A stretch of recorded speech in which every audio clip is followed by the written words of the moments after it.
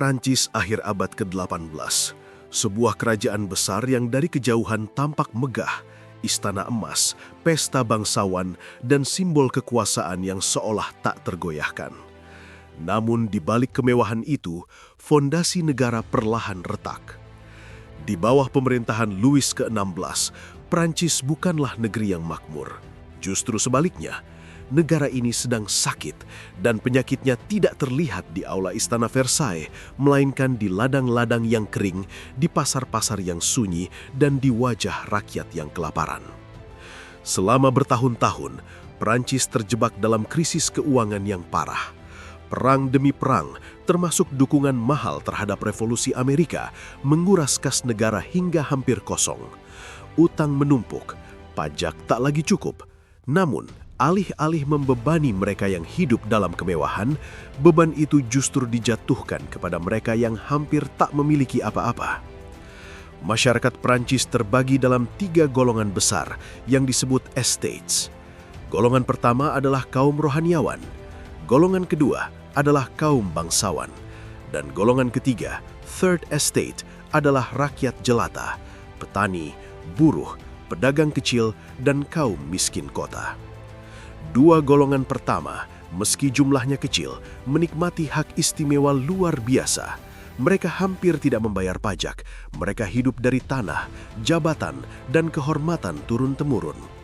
Sementara itu, Third Estate, lebih dari 90% penduduk Prancis menanggung hampir seluruh beban negara.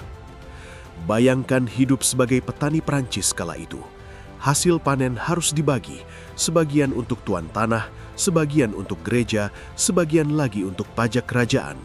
Yang tersisa seringkali tidak cukup untuk bertahan hidup. Ketika panen gagal, tak ada cadangan. Ketika harga roti melonjak, kelaparan menjadi hukuman yang tak terhindarkan. Dan harga roti adalah segalanya. Bagi rakyat Prancis, roti bukan sekadar makanan, ia adalah hidup itu sendiri. Saat harga roti naik, kemarahan pun ikut membara. Di akhir 1780-an, cuaca buruk memperparah keadaan. Musim dingin yang kejam dan gagal panen membuat harga roti melambung tinggi. Di kota-kota, orang-orang mengantri sejak fajar hanya untuk pulang dengan tangan kosong. Sementara itu, di Versailles, lampu-lampu istana tetap menyala. Pesta tetap digelar, anggur tetap mengalir. Kesenjangan ini menciptakan jurang yang dalam, bukan hanya secara ekonomi, tetapi juga secara psikologis. Rakyat mulai merasa ditinggalkan. Mereka tak lagi melihat raja sebagai pelindung, melainkan simbol ketidakadilan. Prancis menjelang revolusi bukanlah negeri yang langsung memberontak. Ia adalah negeri yang menahan napas terlalu lama.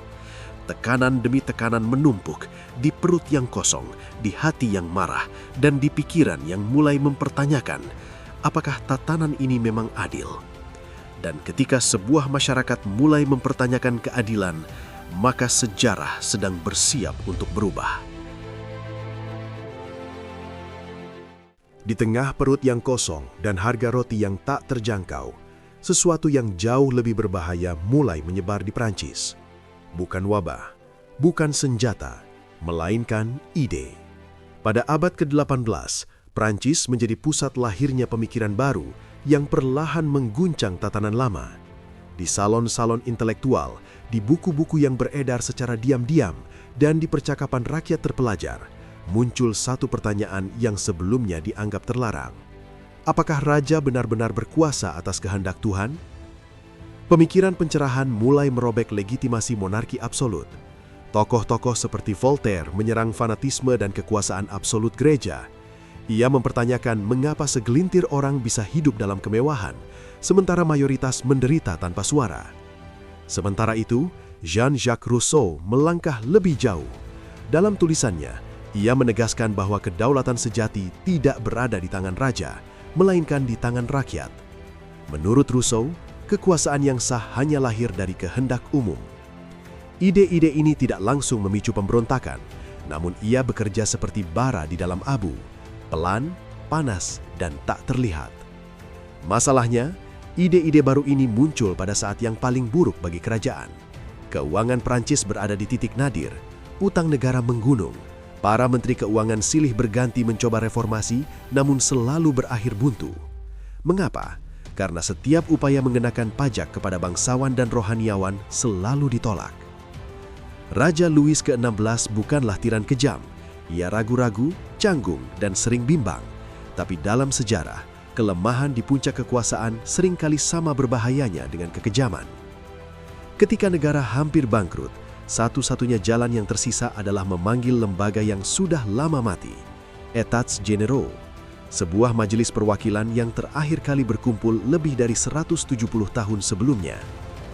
Bagi rakyat, pemanggilan Etats Generaux pada 1789 adalah secerah harapan.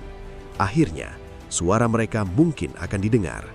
Namun harapan itu segera berubah menjadi kekecewaan.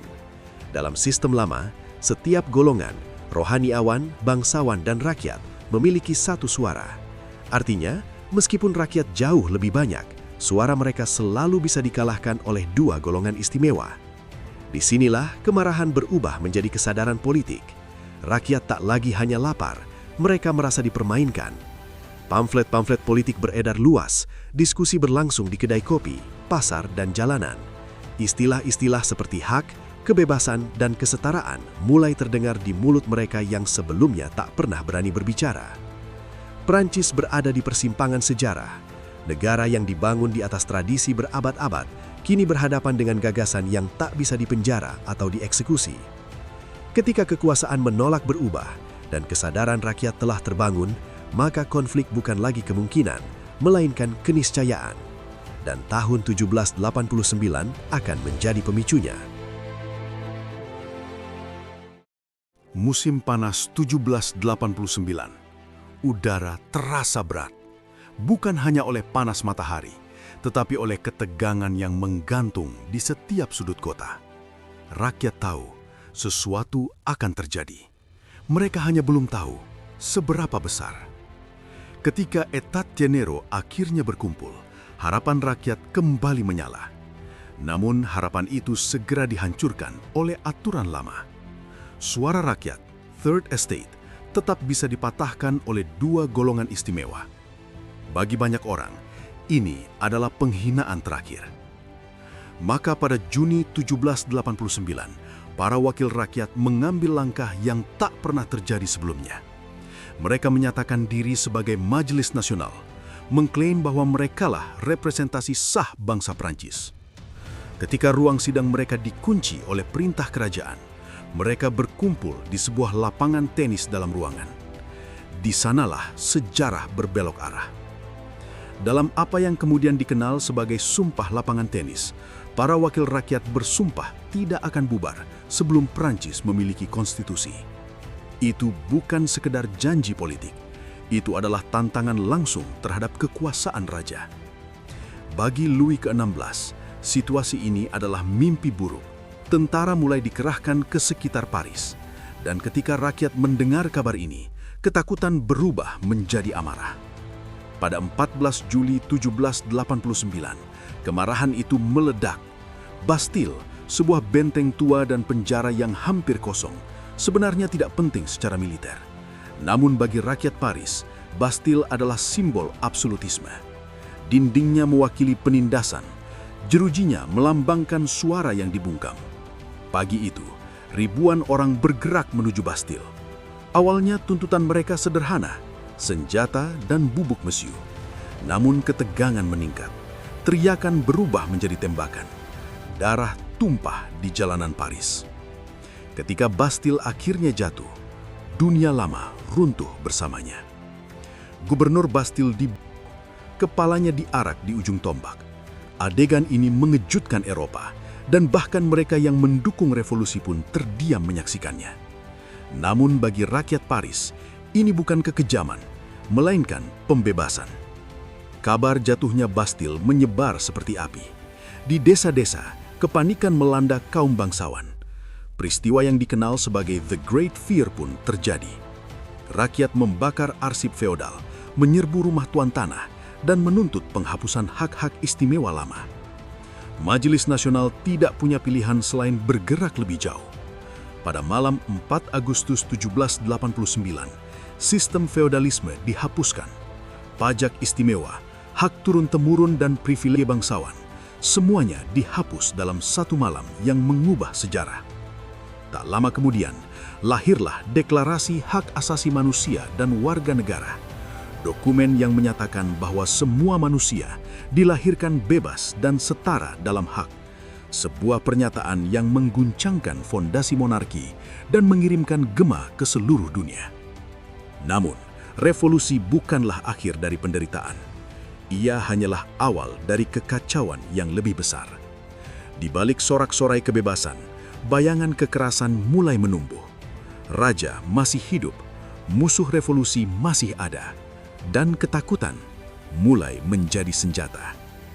Perancis telah membuka pintu perubahan, namun pintu itu tidak bisa ditutup lagi, bahkan ketika darah mulai mengalir semakin deras.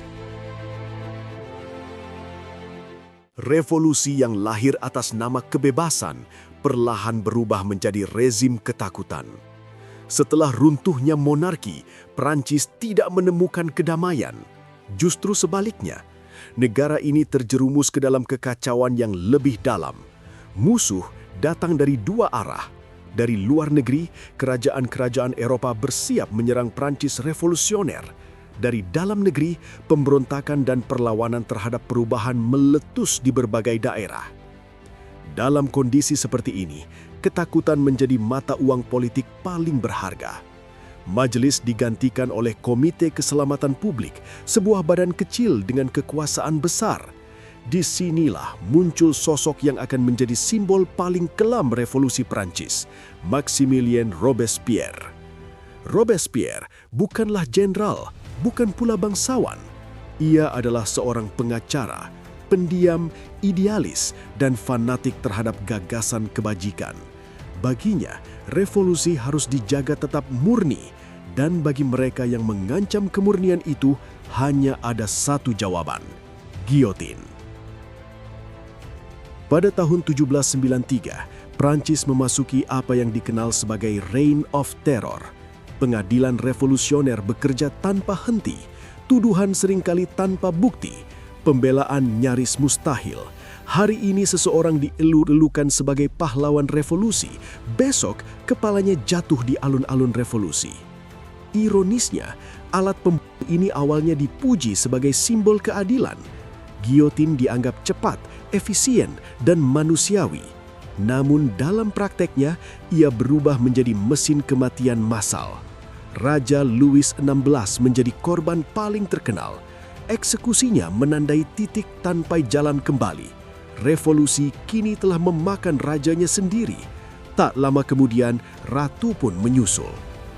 Namun, teror tidak berhenti pada simbol monarki. Bangsawan, rohaniwan, petani, bahkan sesama revolusioner, semuanya bisa menjadi tersangka. Ketakutan merayap ke setiap rumah. Orang-orang belajar untuk diam, untuk tidak menonjol, untuk tidak salah bicara. Robespierre percaya bahwa teror adalah alat kebajikan. Menurutnya, tanpa teror, revolusi akan mati. Namun sejarah mencatat satu pola yang berulang. Ketika kekerasan dijadikan alat utama, ia akan mencari korban tanpa akhir. Pada puncaknya, ribuan orang dieksekusi hanya dalam hitungan bulan. Sungai-sungai dipenuhi mayat, alun-alun kota menjadi panggung kematian harian. Perancis yang dulu bermimpi tentang kebebasan, kini hidup dalam bayang-bayang pisau eksekusi. Dan akhirnya, ketakutan itu berbalik arah. Mereka yang dulu mendukung Robespierre mulai melihat satu kebenaran pahit. Revolusi tidak lagi dikendalikan oleh rakyat, melainkan oleh rasa takut. Pada Juli 1794, Robespierre ditangkap oleh rekan-rekannya sendiri. Tanpa pengadilan panjang, tanpa kesempatan membela diri, ia dibawa ke tempat yang sama, alat yang sama. Revolusi kembali memakan anaknya sendiri. Ketika suara giotin akhirnya terdiam, Prancis tidak serta-merta menemukan kedamaian. Kematian Maximilien Robespierre menandai berakhirnya masa teror. Namun ia tidak mengakhiri kekacauan. Negeri ini lelah, terkuras oleh darah, ketakutan, dan janji kebebasan yang terasa semakin jauh dari kenyataan. Kekuasaan kemudian jatuh ke tangan sebuah pemerintahan baru, Direktorium. 5 orang memimpin Prancis, bukan dengan idealisme revolusioner, melainkan dengan pragmatisme dan kepentingan politik. Korupsi merajalela, ekonomi tetap rapuh, dan rakyat sekali lagi merasa dikhianati. Namun di tengah kelelahan itu, sejarah sedang menyiapkan tokoh berikutnya. Seorang perwira muda yang namanya belum lama dikenal, namun prestasinya di medan perang mulai mengundang perhatian. Ia tidak berpidato tentang kebebasan dengan lantang, ia berbicara dengan kemenangan militer. Namanya Napoleon Bonaparte. Pada 1799, dengan dukungan militer, Napoleon menggulingkan Direktorium. Revolusi Prancis yang dimulai dengan tuntutan kesetaraan dan kebebasan berakhir di tangan seorang penguasa tunggal. Ironi terbesar dalam sejarah modern. Namun, apakah revolusi itu gagal? Jawabannya tidak sesederhana itu. Monarki absolut telah runtuh. Hak istimewa feodal telah dihapus. Gagasan bahwa kekuasaan berasal dari rakyat telah tertanam kuat, tidak hanya di Prancis, tetapi di seluruh dunia. Dari Eropa hingga Amerika Latin, Revolusi Prancis menjadi inspirasi sekaligus peringatan. Ia mengajarkan bahwa kebebasan bisa lahir dari penderitaan, namun juga bahwa idealisme tanpa batas dapat berubah menjadi teror. Revolusi Prancis bukanlah kisah tentang kemenangan mutlak. Ia adalah kisah tentang manusia dengan harapan, ketakutan, dan kecenderungan untuk mengulang kesalahan yang sama. Dari Istana Versailles hingga jalanan Paris yang berlumur darah, sejarah meninggalkan satu pesan abadi. Ketika kekuasaan terpusat tanpa keadilan, revolusi menjadi tak terhindarkan. Namun ketika revolusi menghilangkan kemanusiaannya, ia akan menciptakan tirani baru dengan wajah yang berbeda. Dan di sanalah dunia modern dilahirkan.